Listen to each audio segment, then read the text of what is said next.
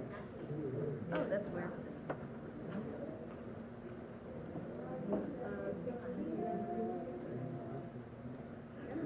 Good evening, everyone. I apologize for our. Good evening. Hey.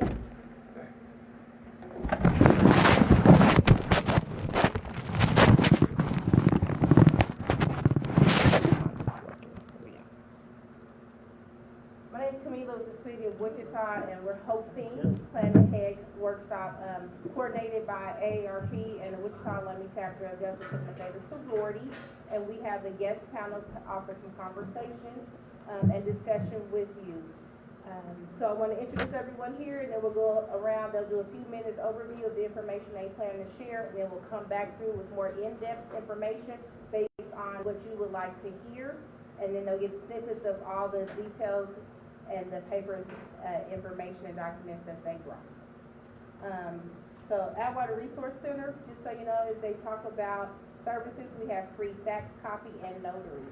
So as you're dealing with paperwork and needing copies, we also have the ability to scan documents and send them back to you through email. So if you ever need to make a copy of the documents that you have while planning ahead, we can help you with that information. Next up, Ms. Andy, can you tell me who you are and your position? I'm Andy Bosart, and I'm the Community Outreach Director for AARP in Kansas. AARP in this event, we're very happy to be here. We've brought information called Prepared to Care. It's a kit that talks about everything from starting your team to, it has sample caregiving plans in it.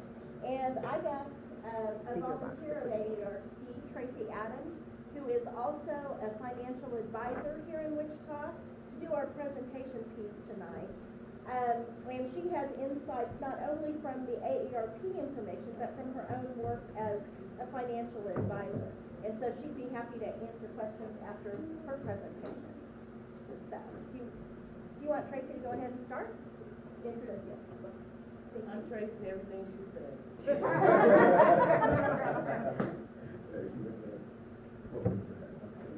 All right. Well, my name is Torrance Jackson, and I'm with Jackson Mortuary.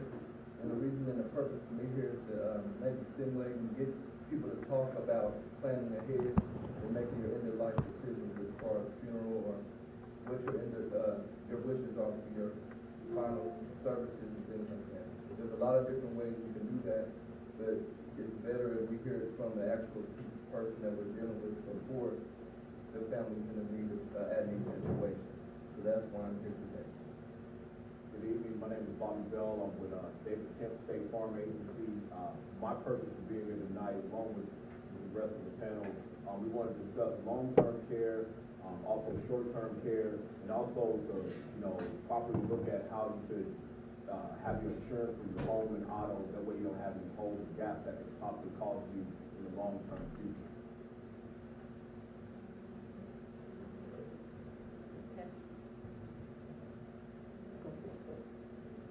Ms. Tracy will go over the booklet.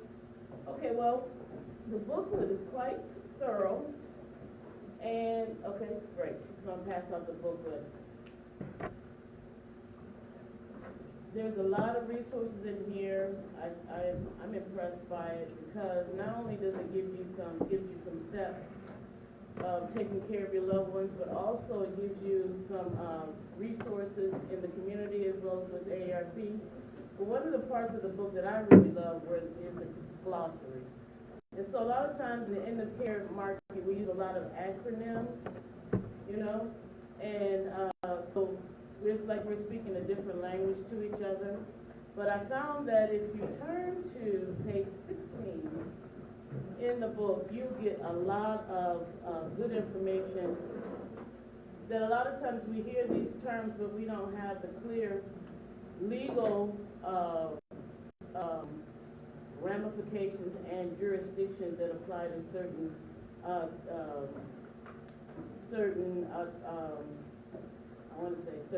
documents.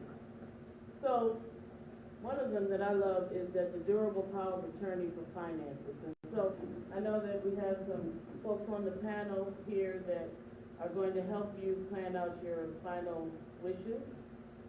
And the gentleman at the end is going to talk about long-term care. But one of the things that happens before those things come into play is sometimes we have incidences in our life that put us in a inability to handle our finances way before that time comes. And I always try to encourage everyone to have those kinds of conversations and designate someone that you feel that you can trust while you're able to have the input. So, talking about the durable power of attorney for finances, is someone that you trust that you're going to give the legal right to handle your finances. You could be alive but just be incapacitated. That make sense? And then, I don't know if I see in here, but, and then while we have the opportunity to have those conversations, talk about estate wishes, the things that you wish that would happen with your estate. And I always bring into the conversation taxes. And so I know that there's some folks here that have worked the taxes angle, but taxes can be a big buster to your estate. But what I love for us to do is just have those kinds of conversations. You don't have to have them with me, but have them with your loved ones. And so I would, just to start this off, draw your attention to the glossary, pages 18, 19. It's very thorough, and I really love it because it's comprehensive. And then there's a 20 and 21 has resources that can help you guide through all these things.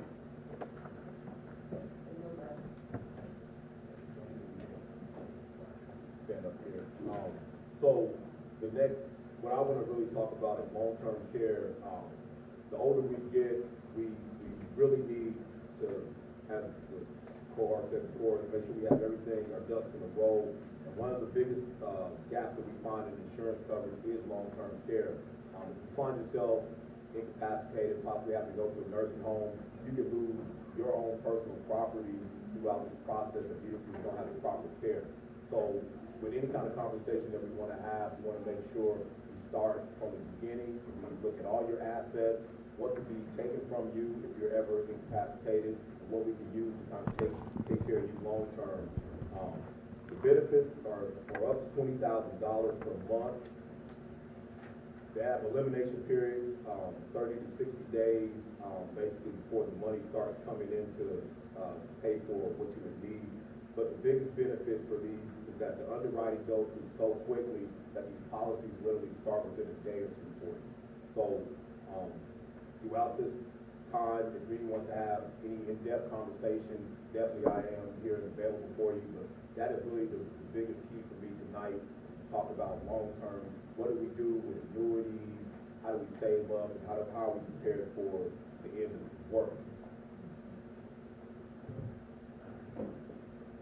Well, I have a little bit something different for you all tonight.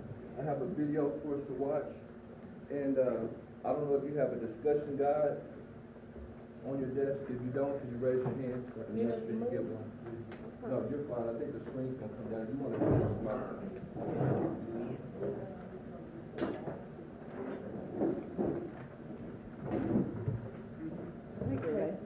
Is there anybody that doesn't have one? I think everybody else has one. Yeah, I think everybody has one.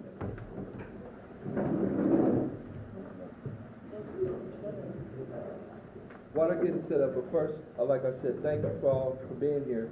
My name is Torrance Jackson. I'm with Jackson Mortuary, and also I represent Homesteaders Life Insurance, which is a pre-need burial insurance company, and that's what we use to fund all of our pre-need insurances and pre-need insurance requirements for the mortuary. And so basically, when you do a pre-need with our mortuary, we do not hold the funds in Jackson Mortuary's bank account, okay? They go to a third party, which vessel we choose is the Homesteaders Life Insurance, okay? But before I will go into that, we have to get people to even have the conversation with their families, with their friends, with their children, most importantly, is that they need to know your wishes. I had an instance before where I had a lady come in from New York City, and she was a big Wall Street investor lady, and she wanted the best for her dad. But her dad was a cowboy, and he broke horses for a living. So I said, well, have you talked to your dad? Reason being, I have some family from Clearview, Oklahoma and everything, and they're kind of wired a little different, you know. And so I told her, I said, you might need to talk to him. She came back, she said, Mr. Jackson, do you know my dad wants to be directly cremated? I said, well, why? She said, because he's a cowboy. He didn't believe nobody looking down on him. And so, to her surprise, he had a video already done that he did on his own computer. He had his picture ready. He had a big horse that he broke at a stable out north that nobody could break. But in that, she was able to tell that story to everybody. She was able to express who he was, other than just the casket and the normal cookie cutter service. And so when you have those pre-meet conversations and those conversations with your family, you're able to let them know what you really want. I know it seems kind of odd sometimes to think about doing that before your time is here, but it's a lot more scary and stressful for your family to not have that discussion or to not have anything in the plans for them. Okay? So this video I have today, it's a couple of sessions, and the discussion guide goes along with it. So what we'll do is I'll start it with the first section, and then you'll kind of look in your discussion guide at some questions, and we'll have like an open conversation. It's going to work better if we work together, because if people learn a lot better if they hear other people's experiences, and other than just me being a young funeral director, okay? Because you guys may have lived a little bit longer than me. Not saying that, you know, but you guys have more experience that you can share, okay?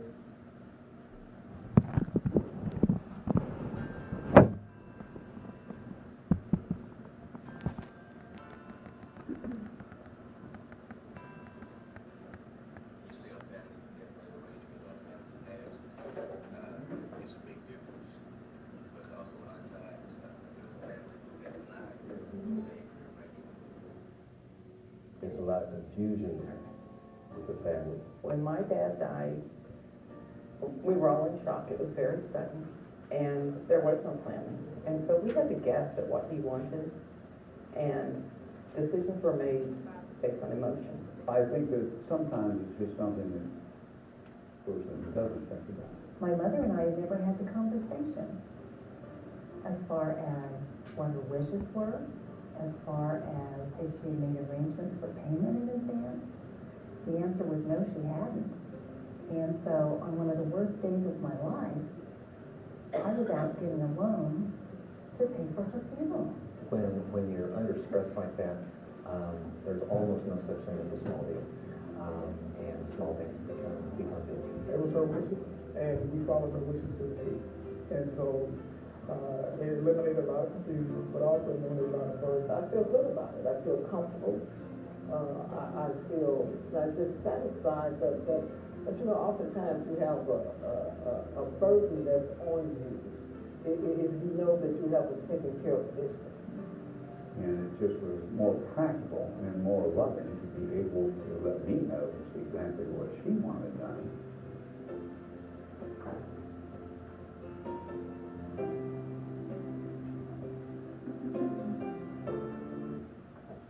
Okay, so that's the first question. If you see it in the section that says relieve your burden, so if somebody can help me out and say, have you ever planned a funeral for a loved one? Has anyone ever planned a funeral? Yeah. Can you talk a little bit about your experience or how it went for you? Yeah, you would like to, if you want to start. It was for my great aunt, who was kind of like my substitute grandmother, and because my parents lived far away, and I was in the same town that she was in, I took care of her at the end of her life. And she had a stroke, so she was no longer able to tell me what she wanted. So I had to guess what was important to her. I mean, I knew her well, so I could guess sort of, but I still don't know if it was what she really wanted. To this day, I don't know what she really would have wanted. I mean, it ended up being a nice funeral that. See, the thing is, you don't really know, like you said, you don't know if that's really what she wanted. Yeah. I've had people that want to go, straight have a graveside service. Yeah. And so, when we, in our profession, we don't want to deal with people that are necessarily making emotional overexpenditures. And just like that story I gave you about the lady with the $10,000 service, that's fine, I can provide that for you. But in all honesty, that's a lot of money to be spent on a service if that's not what that person wanted, or if that's not what they specified or paid for ahead of time. Because sometimes we're making undue stress on the other family if it's not all paid for ahead of time. And so then we as a family come up with this kind of requirement, and sometimes the finances don't fit that requirement. So then you add an emotional burden to the family, or we weren't able to do well enough for mother or aunt or anything. So that's the real importance about planning ahead, because now you know what you're doing, what that person wants, and you're just basically following their instructions. The other thing, go ahead, Ms. I wanted to comment on, that I had to plan for my aunt. There's one factor in every family that doesn't tell you anything about themselves, even though you may know them well. They've got secrets they don't care to share with you. My aunt did not have any children. She had 2 nieces, myself and another one. But she lived in Guthrie, Oklahoma. She was in a nursing home there. And when I would go to take care of her to see how she was doing, one day she said there's a white suit hanging up behind my bedroom door. But she was not on death's door, and then it didn't dawn on me what was going on then. And then about a year later, she did pass. And I wasn't expecting it. And I looked all over the house trying to find out what to bury her in. I wasn't about to look behind the door in her bedroom. That wasn't it. But after I got her, after she was in care, etc., and we were going through the house, I saw a white suit. It was too late then. But I never, all she said was there's a white suit hanging up on the bedroom door. But that's all she said was the white suit. But now I know. There's always one in the family that won't tell you what you need to know. It's very uncomfortable for us to think of us losing our loved ones. But in our profession, we deal with it. And it's a drastic difference with families who have planned ahead, who everybody's on the same page, who finances have already been handled, than a family that walks in full of emotion. Father's had a heart attack, they're dealing with that, and then you try to start dealing with finances. And for us, especially for me, there's a business side to it. And the personal side of me wants to care for your hurt right then. But then we have to go into the business side. So for me and my generation, I want us to handle that ahead of time, so then we can pick a day and a time and then worry about family bonding and what services were meant to be about. The next section is about the interaction with your family and why it's important and how it can affect your family. We've all had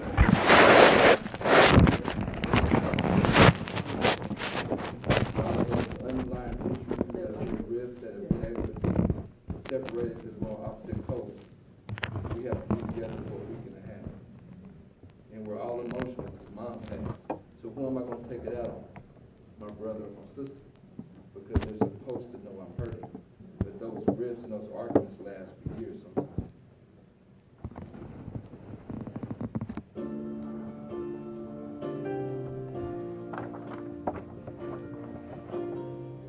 The family they can now grieve. They don't have to worry about what if, did we do the right thing? Did we make the right decision? And a death in the family can certainly bring out the best in people. It could bring out the worst, and it can do both on the same day. If there are any issues between family members, death and dying does not bring out the best dynamics. It's so easy for brothers and sisters, for instance, to feel that mom or dad would certainly not have wanted something, or would have definitely wanted something. I know when my own mother passed, my sister was, I think we should do this.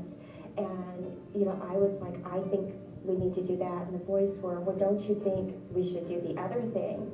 Pre-planning can avoid those types of conflicts, especially if mom and dad have made the decision. Now, all the family can comfort each other, and that makes a big difference in a person's life.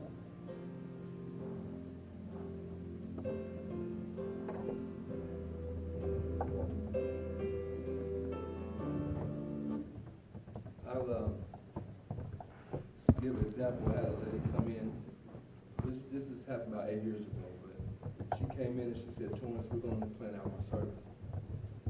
Okay, I've known her my whole life, went to church with her. And so she started out with her funeral program, she had that laid out. She had her dress, she told me her friend has this, and she laid everything out, okay? Paid for her stuff ahead of time. She said, Torrance, I have 8 children. And she said, I raised them by myself from the time I was 38. Her husband died early. She said, but at this time, they've always, whenever they had conflict, I've been there to officiate. Stop the conflict. She said, but then when I'm gone, I can't do that.